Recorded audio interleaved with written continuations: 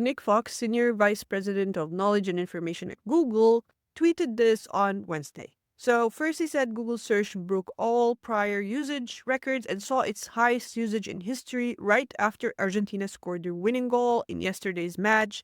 Great to see the global excitement for the World Cup. Can't wait for the semis and final. This tweet actually caught my attention, and attributing the usage records to global excitement for the World Cup, is that really the reason why Google search broke all prior usage records? And then later, which is yesterday basically, Nick Fox tweeted again and said, some of you asked about the top queries that led to this record breaking search usage. And then he said, no surprise, Argentina versus Egypt was the top search. Um, and then people were also trying to figure out what's next, what countries are left in the World Cup, and then maybe dreaming about adding to past records. How many World Cups have Argentina won?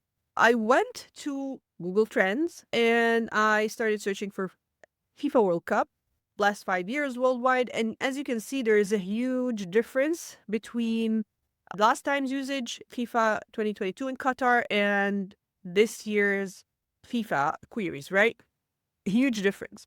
Here's where it gets interesting. During Qatar's World Cup, Sundar Pichai announced that search engine experienced its biggest spike in its then 25-year history during the 2022 FIFA World Cup final between Messi-led Argentina, again, and France, right? This is interesting to know, right? Two World Cups, every time it's breaking a record and every time Argentina is involved. I'm gonna dig into this in a minute, but right now I'm just going through the data I could find. And I expected to see Argentina versus Egypt in the top queries here somewhere. I didn't, right? If you look here, you won't find them as well. Maybe Argentina, again, not. I expected to see it actually at the top, and I don't see that here.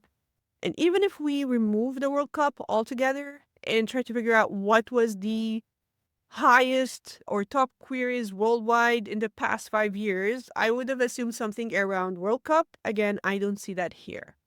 So I'm not sure how to make sense of this, to be clear. And then I also tried using keyword research tools just out of curiosity. And as expected, I'm using here SEO ranking free search volume tool. And as you can see here, the search volume is 50. Obviously, we know that search tools in general tend to have or tend to calculate the search volume based on some formulas and historical data. So they may have not picked up on the current trend right now.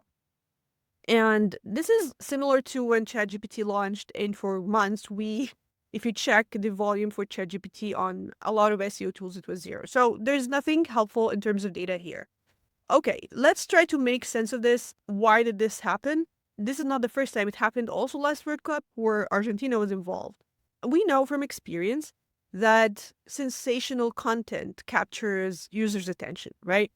So my personal analysis is that this game was a little bit traumatic for some people. And if you're Egyptian or you have Egyptian friends, you know what I mean.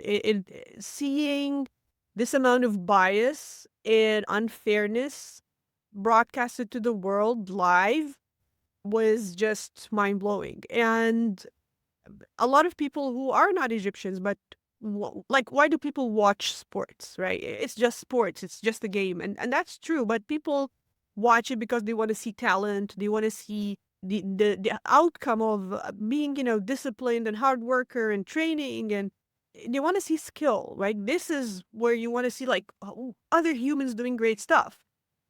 And obviously Argentina and Messi are like, they're reigning champions, and this is what people expected to see. But what they saw was a lot of other things, a lot of negative things. The refereeing was totally one-sided. It was very audacious, and I think it is potentially traumatic.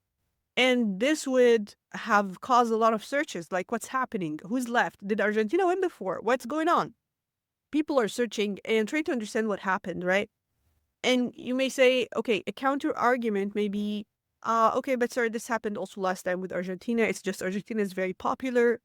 Yeah, I get that Argentina obviously is very popular and Messi as well. However, if you go back to the last World Cup, there also was a huge controversy where Messi committed a deliberate handball in the 55th minute, and he clearly batted the ball away with his hand to stop play.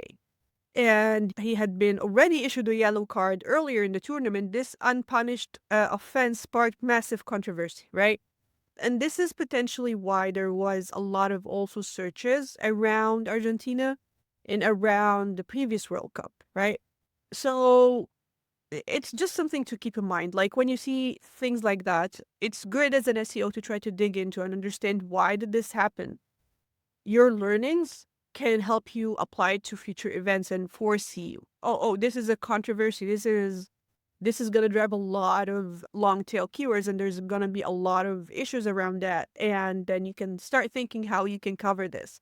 Um, Another thing is the post event searches. One of the things that you may want to focus on, depending what industry you work on, is the post event, because you have an event that happens, and our thinking, if an event happens and it's relevant to you or to your industry, you want to like try to jump on that trend, and you want to like do a PR piece or something and try to get mentions, or you want to try to be part of that trend, and you want to do that fast. But then there's also post event content, things that have possibly higher or longer shelf life, and it's where people would go to get information of, and more details, and read slowly what actually happened. So yeah, hope you found this video useful, and see you next time. Bye.